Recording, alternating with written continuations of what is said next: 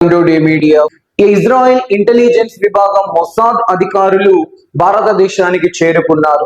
అలాగే war one side చేయగల సామర్థ్యం ఉన్న C-17 యుద్ధ విమానం అమెరికన్ ప్రభుత్వం భారత్ ఎయిర్ బేస్ కు పంపించింది.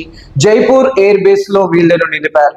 మరి C-17 యుద్ధ విమానం ఎలాంటి ప్రతికూల పరిస్థితులనైనా ఛేదించగలుగుతూ లక్ష్యాలను చేరుకోగలే సామర్థ్యం ఉన్న యుద్ధ విమానం.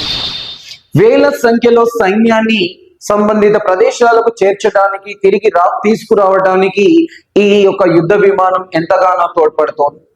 అలాగే మానవతా సహాయానికి కూడా ఇది ఉపయోగపడుతోంది. సైనికులకు ప్రాథమిక వైద్య చికిత్సను అందించడానికి కూడా ఈ యుద్ధ విమానం ఉపయోగపడుతోంది. అంటే మల్టీ టాస్కింగ్ ఆపరేషన్ లో భాగంగా ఈ యుద్ధ విమానం ఉపయోగించడం జరుగుతోంది. కాబట్టి దీన్ని వార్ వన్ సైడ్ గా పిలుస్తారండి C-17 యుద్ధ విమానం. ప్రస్తుతం ఇవి జైపూర్ ఎయిర్ బేస్ లో నిలిపారు. ఈ విధంగా భారత్ ముప్పేట దాడి కొనసాగించడం వల్ల పాకిస్తాన్ ఆర్మీ చీఫ్ అజ్ఞాతంలోకి వెళ్లారు. ఇక పాకిస్తాన్ అధికారులు, పాకిస్తాన్ రాజకీయ నాయకులు ఆత్మరక్షణలో పడి తలో మాట మాట్లాడుతున్నారు. ఎక్కడ సింకు కాని మాటలు, సింకు కాని స్టేట్మెంట్లు ఇస్తూ ఆత్మరక్షణలో పడిపోయారు. సో ఇది యుద్ధ వాతావరణం. మరిన్ని అప్డేట్స్ తో మళ్ళీ ముందుకు వస్తాను.